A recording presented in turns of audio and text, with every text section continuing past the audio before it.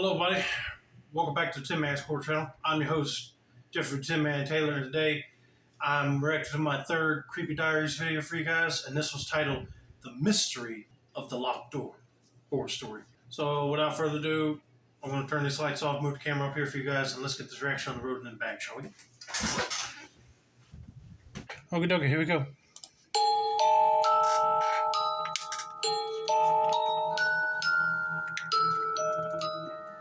The old house stood at the edge of our village, casting a foreboding shadow over the landscape.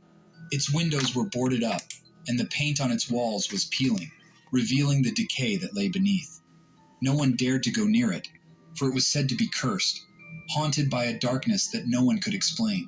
Oh man, you sold me on that. If I heard that an abandoned house was cursed, I ain't stepping 1 foot on the property, because you never know if a demon might attach itself to you and follow you home. But anyway, let's continue on with this story and see what happens. Every time I passed by, a shiver would run down my spine, and I couldn't help but wonder about the secrets that lay hidden behind its locked doors. My name is Lucas, and I have always been curious by nature. The mystery of the old house called out to me like a siren's song, tempting me to unravel its enigma. I had heard whispers and rumors about the house, tales of strange noises coming from within, of shadows moving in the dead of night. The villagers avoided it like the plague, and only one person dared to tread its grounds, an old man who came once a month to tend to the overgrown garden. One day, unable to resist the pull of my curiosity any longer, I decided to approach the old man and ask him about the house. He was a weather-beaten soul, his eyes filled with a sadness that seemed to stretch far beyond his years. As I hesitantly broached the subject, his gaze turned steely, and he warned me in a voice filled with a deep sense of foreboding. "Stay away from that house, boy," he said. "There are things in there that are better left undisturbed. Do not tempt fate, for the consequences could be dire." See, there you go. If somebody tells you that you should not go to that house, you better take that guy's advice, because you never know what evil entities will be lurking in that house. And it's best to forget about it, basically. And I bet you this boy did not take the warning. He's going to try to get in anyway. His words only served to stoke the flames of my curiosity further, and I found myself consumed by a burning desire to unlock the mysteries that lay hidden within the old house. That very night, under the cover of darkness, I crept towards the house, heart hammering in my chest as I approached the locked door. The moon cast an eerie glow over the decrepit structure, casting long, twisted shadows that seemed to dance in the night. The door loomed before me like a sentinel, its surface marred by years of neglect. With trembling hands, I reached out and tested the handle, half expecting it to be locked tight.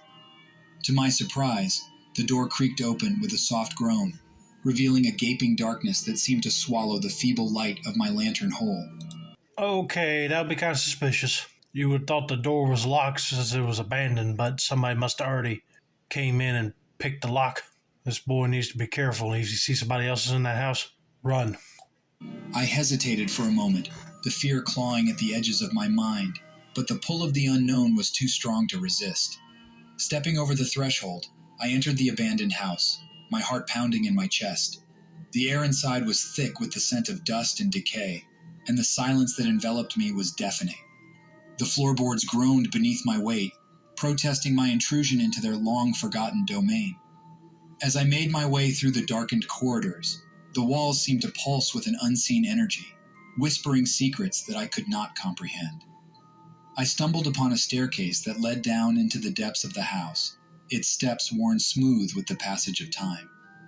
With a deep breath, I descended into the shadows, the darkness closing in around me like a suffocating shroud. The further I went, the more the air grew heavy with a sense of malevolence that made my skin prickle with fear. At the bottom of the staircase, I found myself in a dimly lit chamber, the walls lined with shelves that held rows upon rows of dusty books and strange artifacts. As I examined the room, a sense of unease crept over me, a feeling that I was intruding upon something sacred and forbidden. A sudden noise behind me made me whirl around, my heart leaping into my throat. In the corner of the room, a figure stood shrouded in darkness, its eyes glittering with an otherworldly light. Frozen with terror, I watched as the figure slowly approached, its movements sinuous and alien. I tried to flee, but my feet were rooted to the spot, and I could only watch in horror as the figure drew closer, its features twisting and contorting in a grotesque dance of shadow and light. And then, with a mocking laugh that chilled me to the bone, it reached out a hand and touched my forehead. In that instant, my mind was flooded with images of a time long past, of a dark secret that had been buried deep within the bowels of the old house. I saw visions of unspeakable horrors, of a pact made in blood and darkness, and I knew with a terrible certainty that I had stumbled upon something that should never have been disturbed.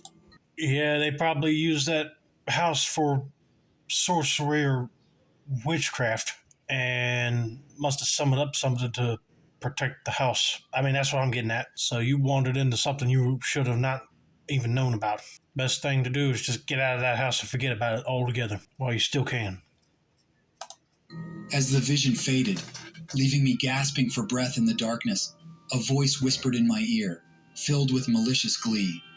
"You should never have come here, boy," it hissed.